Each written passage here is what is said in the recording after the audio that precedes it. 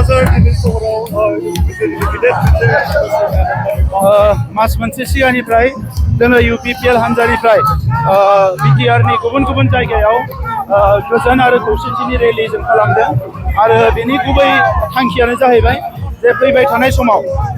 थांनाय समनि जि गाज्रि सममोन बे जाहाथे रिपिट जाया आरो फैबाय थानाय समाव बड'लेण्डआव बर' माहारिनि गेजेराव आरो गुबुन गुबुन माहारिनि गेजेराव अराय गोजोन आरो खौसेथिया थायो आरो अब्लासो जोङो बे ओनसोलखौ बुहुमनि गुबुन गुबुन जौगानाय ओनसोल बायदि जोङो जौगालांनो हागोन आरो बे 5 बोसोराव गोजोनखौ जोङो लाबोनो हादोंखायनो दिनै जोंनि सोलोंथाइ जोंनि समाजारि बिथिं जोंनि रांखान्थि गुबुन गुबुन बिथिङाव जोङो गोबां खामानि मावनो हादों दा नंखायनो नैबे रेलिनि गेजेरजों जोङो UPPL हान्जाया बेखौनो रोखा खालामदों जे UPPL मडेलनि राजनितियाव जोङो खौसेथि गोजोन रैखाथि आरो सोरगिदिं जौगानायनि हाबाखौ अराय सम मावलांबाय थागोन आरो बिनि थाखायनो बे रेलिनि गेजेरजों हारि माहारिनि गासैबो सुबुंखौ लानानै जों आवगायलांनो थाखाय बे रेलिखौ लानाय जादों। UPPL हान्जाया रायजोफोरजों दङ आरो रायजोफ्रा UPPL हान्जाजों दङ जों रायजोफोरखौ गोसो गोरबोजों अनदों सिबिदों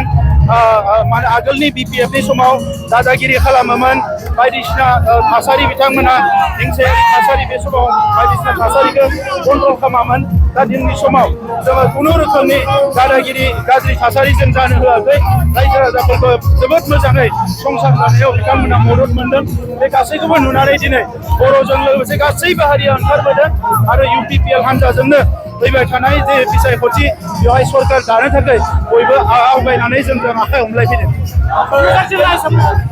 क'क्राझार जिल्ला हिसाबै दिनैनि समाव UPPL आ जोबोद स्ट्रं भारतआ समस्थियावबो UPPL आ जोबोद स्ट्रं आरो एबारनि बिसायख'थियाव क'क्राझारावबो UPPL आ बांसिन मासि मोनगोन। क'क्राझार दिनै सहराव गिदिर मास मोनसे सिगांनिफ्राय जोङो UPPL हान्जानिफ्राय बिटिआरनि गुबुन गुबुन जायगायाव गोजोन आरो खौसेथिनि रेलि जों खालामदों आरो बेनि गुबै थांखियानो जाहैबाय जे फैबाय थानाय समाव थांनाय समनि जि गाज्रि सममोन बे जाहाथे रिपिट जाया आरो फैबाय थानाय समाव बड'लेण्डआव बर' माहारिनि गेजेराव आरो गुबुन गुबुन माहारिनि गेजेराव अराय गोजोन आरो खौसेथिया थायो आरो अब्लासो जोङो बे ओनसोलखौ बुहुमनि गुबुन गुबुन जौगानाय ओनसोल बायदि जोङो जौगालांनो हागोन आरो बे 5 बोसोराव गोजोनखौ जोङो लाबोनो हादोंखायनो दिनै जोंनि सोलोंथाइ जोंनि समाजारि बिथिं जोंनि रांखान्थि गुबुन गुबुन बिथिङाव जोङो गोबां खामानि मावनो हादों दा नंखायनो नैबे रेलिनि गेजेरजों जोङो UPPL हान्जाया बेखौनो रोखा खालामदों जे UPPL मडेलनि राजनितियाव जोङो खौसेथि गोजोन रैखाथि आरो सोरगिदिं जौगानायनि हाबाखौ अराय सम मावलांबाय थागोन आरो बिनि थाखायनो बे रेलिनि गेजेरजों हारि माहारिनि गासैबो सुबुंखौ लानानै जों आवगायलांनो थाखाय बे रेलिखौ लानाय जादों। UPPL हान्जाया रायजोफोरजों दङ आरो रायजोफ्रा UPPL हान्जाजों दङ जों रायजोफोरखौ गोसो गोरबोजों अनदों सिबिदों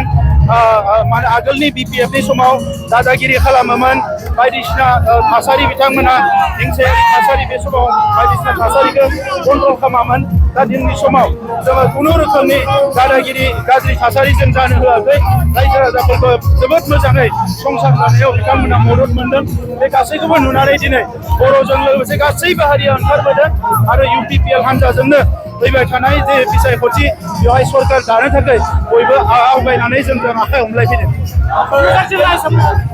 क'क्राझार जिल्ला हिसाबै दिनैनि समाव UPPL आ जोबोद स्ट्रं भारतआ समस्थियावबो UPPL आ जोबोद स्ट्रं आरो एबारनि बिसायख'थियाव क'क्राझारावबो UPPL आ बांसिन मासि मोनगोन।